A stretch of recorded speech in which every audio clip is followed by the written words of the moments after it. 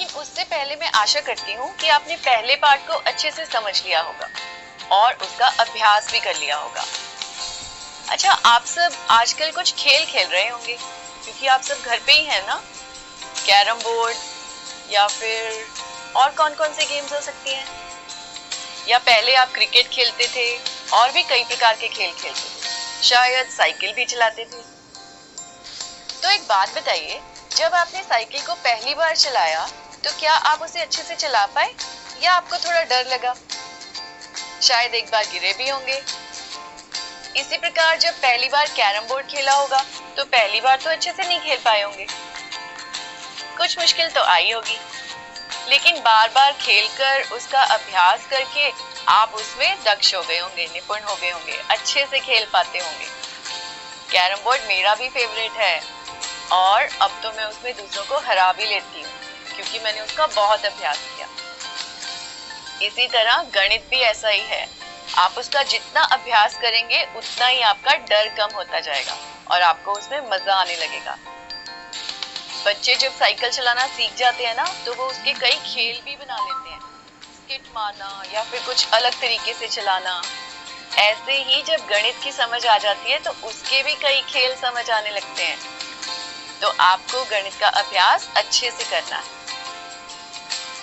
तो चले फिर हम शुरू करते हैं अपना पार्ट 2 जो कि है बहुपद यानी पॉलिनोमियल। तो इसे समझने से पहले हमें कुछ और बातों को भी जानना होगा। तो हम शुरू करते हैं चर और अचर से। आपने इन्हें पहले भी देखा होगा, इन्हें आप प्रयोग कर चुके हैं। तो ये देखिए आपकी स्क्रीन पर कुछ चर हैं और कुछ अचर। आपको पहचानना है इनमें से कौन से चर और कौन से अचर। जैसे सबसे पहले है 5। 5 का मान क्या है? 5 का मान 5 ही है। क्या इसका मान किसी परिस्थिति में बदल सकता है? 5 तो 5 ही रहेगा, इसलिए यह है एक अचर। और चर क्या होते हैं? जैसे x, y, अल्फा, बीटा, किसी भी प्रकार का चिन्ह जिसका सही मान हमें या तो पता नहीं है या फिर परिस्थिति के हिसाब से वह बदल सकता है, इसलिए उन्हें चर कहा जाता है, जिसका मान बदल सकता है। तो आइए अब हम देखते हैं कि इनकी गुना, भाग, जोड़ या घटा से क्या होता है। आपने ये पहले भी किया होगा। क्या आप बता सकते हैं 5 को x से गुना करने पर क्या आएगा? 5 को x से गुना करना क्यों पड़ेगा? मान लो कि एक पेन की कीमत है x रुपए, हमें उसकी सही कीमत पता नहीं है तो हमने मान लिया कि उसकी कीमत है x रुपए। तो 2 पेन की कितनी होगी? 2x और 3 की 3x। इसी प्रकार से 5 पेनों की कीमत होगी 5x और इसे हम इस प्रकार से लिख सकते हैं। आप ये भी जानते होंगे कि 5 बटा x का क्या मतलब है। इसे हम लिख सकते हैं इस प्रकार से 5 गुना x की घात -1। जब x बटा में होता है तो उसे हम समझते हैं कि उसकी घात है -1। इसी प्रकार किसी संख्या की घात 0 हो तो उसका क्या अर्थ होता है? जैसे x की घात 0, आप जानते हैं कि इसका अर्थ होता है 1। 2 की घात 0 वह भी 1, 100 की घात 0 वह भी 1। किसी भी संख्या की घात 0 बराबर 1 ही होता है। अब हमने देखा वर्गमूल 5। वर्गमूल 5 का क्या अर्थ है? इसका अर्थ है 5 की घात 1/2। इसी प्रकार यदि हम लिखें घनमूल 5 तो उसका अर्थ होगा 5 की घात 1/3। तो वर्गमूल x का अर्थ क्या होगा? वर्गमूल x का अर्थ होगा x की घात 1/2। यदि हमने पाया x गुना x, इसका क्या अर्थ हुआ? इसको हम लिख सकते हैं x की घात 2। यदि हमने कहीं पाया x गुना x गुना x तो इसे हम लिख सकते हैं x की घात 3। और x की घात 1 का क्या अर्थ है? उसका अर्थ है x, यानी x को एक ही बार गुना करना है यानी x। यदि आप इन सभी चीजों को समझते हैं तो फिर हम आगे चल सकते हैं। तो चलिए हम थोड़ा आगे बढ़ते हैं। तो आइए अब हम देखते हैं यदि इन चरों व अचरों को आपस में गुना, भाग, जोड़ या घटा किया जाए तो क्या होता है। जैसे हमने 3 को गुना किया x से तो वो बन गया 3x। -5 x y z, इसका क्या अर्थ है? इसका अर्थ है -5 x y और z सभी से गुना हो रहा है। इसी प्रकार से -2a या -2z से गुना हो रहा है। आइए हम देखते हैं कुछ भाग के उदाहरण। 5/y यानी 5 को y से भाग किया जाए। इसी प्रकार से -3/xyz और -2/x। अब हम देखते हैं जब इन्हें आपस में जोड़ा जाता है तब क्या होता है, जैसे -3 जमा 2 या फिर 2 जमा xy या फिर 3x² जमा x। क्या आप इन्हें देख के बता सकते हैं कि इन व्यंजकों में कितने पद हैं? पदों की संख्या का ज्ञान हमें कैसे होता है? उसके लिए हमें बीच में जोड़ और घटा के चिन्ह को देखना होता है। एक पद दूसरे पद से जोड़ या घटा के चिन्ह द्वारा ही अलग किया जाता है। यदि वहां बीच में गुना का चिन्ह है या फिर कोई भी चिन्ह नहीं है, जैसे 5x गुना y या 5xy, ये एक ही पद कहलाएगा। किंतु -3 जमा x, यहाँ बीच में जमा का चिन्ह है, इस प्रकार इसमें दो पद हुए, -3 और x। आइए एक और उदाहरण देखें। 2x² - 5xy जमा 3। क्या आप बता सकते हैं इसमें कितने पद हैं? एक जमा का चिन्ह है और एक घटा का, इसने कुल 3 पद बना दिए। 12xz जमा 3y - 3, इसमें कितने पद होंगे? ध्यान से देखेंगे तो इसमें भी 3 पद। 17xy² - 3y³, इसमें कितने पद हैं? इसमें भी 2 पद हैं। 5x² गुना x, क्या आप बता सकते हैं इसमें कितने पद हैं? अगर किसी को 2 लग रहे हैं तो वह गलत है। 5x² को x से गुना करके 5x³ लिखा जा सकता है। तो इस प्रकार से यह एक ही पद है। आपको ये याद रहे कि जोड़ और घटा के चिन्ह ही एक पद को दूसरे से अलग करते हैं। 2xyz भाग x यानी 2xyz बटा x। यहाँ पर भी x से कट जाएगा और उत्तर होगा 2yz, तो यह भी एक ही पद है। तो समझ गए आप? आइए हम कुछ और उदाहरण देखते हैं। पहले एक पद वाले बहुपद, जैसे 7 3x 2xy²। आइए अब कुछ व्यंजक देखें जिसमें 2 पद हैं, जिन्हें हम द्विपदी भी कह सकते हैं। 3 जमा x 2xy - 3। तो आइए अब हम कुछ त्रिपदी व्यंजक देखते हैं। 2 जमा x जमा y 4yz जमा x जमा 3। तो ये सब व्यंजक थे, कुछ एक पदी, कुछ द्विपदी और कुछ त्रिपदी। कोई भी व्यंजक बहुपद कब बन जाता है? बहुपद होने की शर्त क्या है? बहुपद होने की शर्त है कि किसी भी व्यंजक में जिन चरों का प्रयोग किया गया है उनकी घात कोई ना कोई पूर्ण संख्या हो। पूर्ण संख्या का अर्थ है 0 या फिर कोई भी घनात्मक संख्या। आप पूर्ण संख्याओं को पहचानते हैं, तो आइए हम एक उदाहरण देखते हैं। x³ - 3x² जमा 2x - 2। हमें यहाँ चरों की घात देखनी है। तो पहला पद है x³। आप देखिए x की घात कितनी है? x की घात है 3, जो कि एक पूर्ण संख्या है। इसी प्रकार -3x² में x की घात है 2, यह भी एक पूर्ण संख्या है। इसी प्रकार से 2x, x की घात है 1, यह भी एक पूर्ण संख्या है।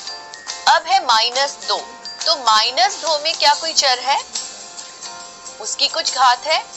-2 के साथ यहाँ कोई चर दिखाई नहीं दे रहा, तो इसको हम मान सकते हैं कि यहाँ x की घात 0 है, क्योंकि x की घात 0 बराबर 1, -2 गुना 1 करने पर भी -2 ही आएगा।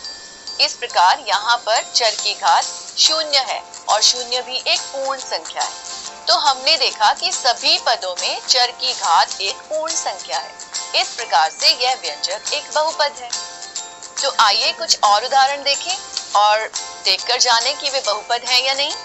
पहला है 3y की 4 जमा 5y क्यूब जमा 3y माइनस 2/3। तो यहाँ 3y, y की घात है 4 और दूसरे पद में y की घात है 3, अगले में है y की 1 और अगले में y नहीं है, इसका मतलब y की घात है 0। तो इस प्रकार से यह एक बहुपद है। 2x की 5 माइनस 3x की 4 माइनस 2x जमा 5। ध्यान से देखेंगे तो यहाँ भी सभी चरों की घात एक पूर्ण संख्या है, तो यह भी एक बहुपद है। x² माइनस 2x जमा 1/x। यहाँ पहले पद में x की घात है 2, दूसरे में 1 और तीसरा पद है 1/x, यानी x की घात है -1, जो कि एक पूर्ण संख्या नहीं है, तो यह व्यंजक एक बहुपद नहीं है। इसी प्रकार से y³ minus 1/y² minus y, इसके बारे में आप क्या कहेंगे? बीच के पद को देखिए, वहां y² बटा में है, यानी वहां y की घात है -2, तो यह भी एक बहुपद नहीं है। 3 वर्गमूल x जमा 2x जमा 3। हमने शुरू में बात की थी, वर्गमूल x का मतलब है x की घात 1/2, तो यहाँ x की घात एक पूर्ण संख्या नहीं है, इस कारण से यह पूरा व्यंजक बहुपद नहीं है। 3y² जमा वर्गमूल 3y माइनस 7, क्या यह एक बहुपद है?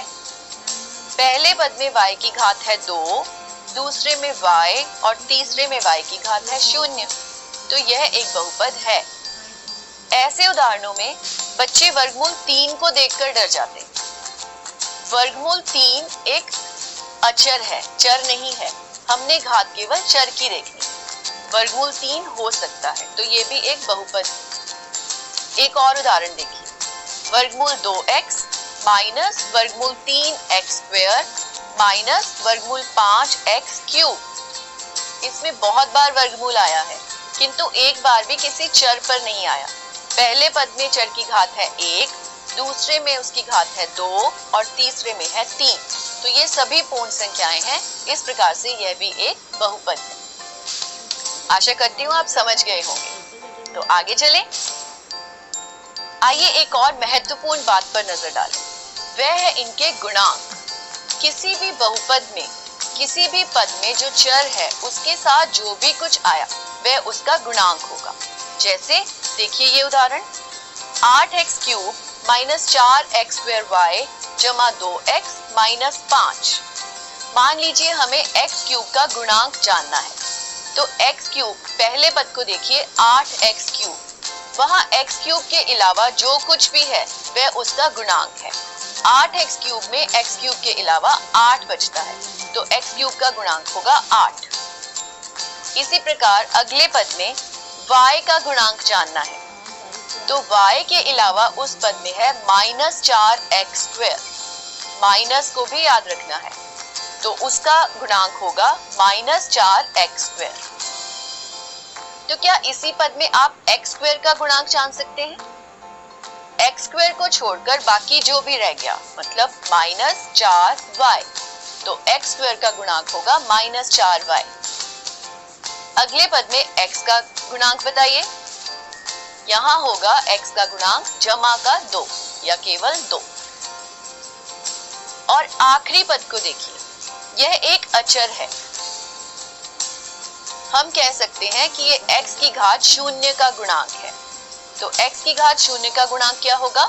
-5। बिल्कुल सही। आइए अब हम जानते हैं बहुपद की घात के बारे में। बहुपद की घात क्या होती है?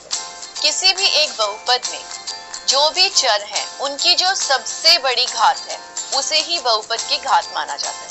तो बहुपद की घात जानने के लिए हमें उसमें आए प्रत्येक चर की घात जाननी होगी, प्रत्येक पद की घात जाननी होगी। पहले हम बात करते हैं ऐसे बहुपदों की जिनमें केवल एक ही चर का प्रयोग हुआ है। पिछले उदाहरण में आपने देखा कि बहुपद में 2 चरों का प्रयोग हुआ था, x भी और y भी। ऐसे बहुपदों को हम द्विचरी कहते हैं। किंतु पहले हम एक चरी बहुपद की बात करेंगे, एक चरी बहुपद की घात के बारे में जानते हैं। तो आइए एक उदाहरण लें। जैसे 2x जमा 3, इसमें केवल x का प्रयोग हुआ है, तो ये एक चरी बहुपद है। यहाँ x की घात कितनी है? पहले पद में x की घात है 1 और दूसरे पद में x की घात है 0, तो बड़ी घात हुई 1। इस प्रकार से इस बहुपद की घात है 1। आइए दूसरा उदाहरण देखें।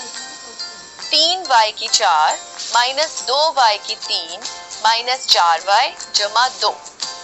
यहाँ पहले पद की घात है 4, दूसरे पद की घात है 3, तीसरे की है 1 और चौथे की है 0, तो सबसे बड़ी घात है 4। इस प्रकार से पूरे बहुपद की घात हुई 4। आइए अब दो चरी बहुपद का उदाहरण लें। 3x cube minus 2x square Y square जमा 2xy माइनस 4y। आइए सभी पदों को अलग अलग से देखें। पहले पद की घात है 3, x की घात है 3। दूसरे पद में x व y दोनों का प्रयोग हुआ है, तो दोनों की घातों को जोड़ दिया जाएगा। x की घात 2 और y की घात 2, अर्थात इस पद की घात हुई 4। तीसरे पद की घात हुई 2, x की घात 1 व y की घात 1, दोनों को जोड़ने पर आया 2, और आखिरी पद की घात हुई 1, तो यहाँ सबसे बड़ी घात है 4। इस प्रकार से पूरे बहुपद की घात हुई 4। आइए एक और उदाहरण लें। 2xy की 4 जमा 2x square Y square Z square जमा 2xy जमा 3। इसे देखकर डर तो नहीं रहे? उतना ही आसान है। देखिए पहला पद, x की घात 1 और y की घात 4, दोनों को जोड़ने पर प्राप्त हुआ 5, तो इस पद की घात है 5। इसी प्रकार से दूसरे पद में x स्क्वायर, y स्क्वायर और z स्क्वायर, तीनों की घातों को जोड़ने पर प्राप्त होता है 6, तो इस पद की घात है 6। 2xy, यहाँ घात होगी 2 और आखिरी पद की घात होगी 0, तो इस प्रकार से सबसे बड़ी घात है 6, तो पूरे बहुपद की घात होगी 6। किसी बहुपद की घात के आधार पर उनके भिन्न भिन्न नाम हैं। किसी बहुपद की घात 1 होने पर हम उसे कहते हैं रैखिक बहुपद। किसी बहुपद की घात 2 होने पर हम उसे कहते हैं द्विघाती, और उसकी घात 3 होने पर उसे हम कहते हैं त्रिघाती। आइए कुछ उदाहरण देखें। रैखिक बहुपद जैसे 3x जमा 5। द्विघाती बहुपद जैसे x स्क्वायर माइनस 4x जमा 2। त्रिघाती 3x cube minus 4x square जमा 2x माइनस 5। क्या किसी बहुपद की घात 0 हो सकती है? जी हाँ, जैसे 5 एक अचर है, किंतु इसकी घात 0 है। 5 गुना x की घात 0, इस प्रकार से इसे लिखा जा सकता है। तो इस प्रकार सभी अचर संख्याओं को हम 0 घात वाला बहुपद कहते हैं। तो 0 की घात क्या होगी? यदि हम सोचकर देखें, 0 के साथ यानी मैं x लिख दूं, 0 गुना x, तो वह x भी 0 ही बन जाएगा। और यदि मैं 0 गुना x की घात 5 लिख दूं या 10 या 25, कितनी भी घात लिख दूं, वो 0 से गुना होकर उत्तर 0 ही बनाएगी। तो इसलिए 0 की घात के बारे में कुछ नहीं कहा जा सकता, वे कुछ भी हो सकती है। इसलिए हम उसे बोलते हैं ND यानी नॉट डिफाइंड, जिसके बारे में कुछ कहा नहीं जा सकता। 0 बहुपद क्या होता है? जो 0 है उसे हम 0 बहुपद भी कहते हैं। 0 बहुपद होना और बहुपद के 0, इन दोनों चीजों में फर्क है। आइए अब हम जानते हैं बहुपद के 0 क्या होते हैं। मान लीजिए एक बहुपद है px, जो कि है 3x माइनस 6। यदि हम x का मान 1 भर दें, तो उत्तर क्या होगा? 3 गुना 1 माइनस 6। इसे हल करने पर हम पाएंगे उत्तर -3 आता है, यानी x का मान 1 भरने पर उत्तर -3 आता है। अब यदि हम x का मान 2 भर दें, तो ये होगा 3 गुना 2 यानी 6 माइनस 6, 6 माइनस 6 बराबर है 0। तो हमने पाया कि x का मान 1 भरने पर उत्तर आया -3, किंतु 2 भरने पर उत्तर आया 0। गुणनखंड प्रमेय के अनुसार किसी चर x का वह मान जो किसी बहुपद px को 0 बना दे, वह उस बहुपद का 0 होगा। तो आप बता सकते हैं ऊपर के उदाहरण में इस बहुपद का 0 क्या था, 1 या फिर 2। हमने देखा कि इसका 0 था x बराबर है 2, क्योंकि x का मान 2 भरने पर बहुपद का मान 0 हो गया। तो गुणनखंड प्रमेय को हम इस प्रकार भी कह सकते हैं,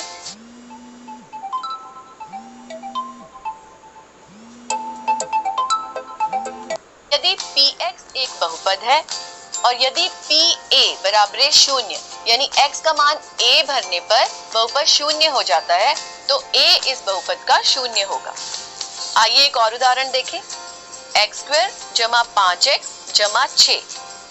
यहाँ x का मान 1 भरने पर हम पाते हैं कि उत्तर आ जाता है 12। 1 का स्क्वायर जमा 5 गुना 1 जमा 6, तो उत्तर हुआ 12। इसी प्रकार से x का मान -2 भरने पर यानी -2 का स्क्वायर जमा 5 गुना -2 जमा 6, ये हो जाता है 4 माइनस 10 जमा 6। तो -2 भरने पर इसका उत्तर 0 आ गया।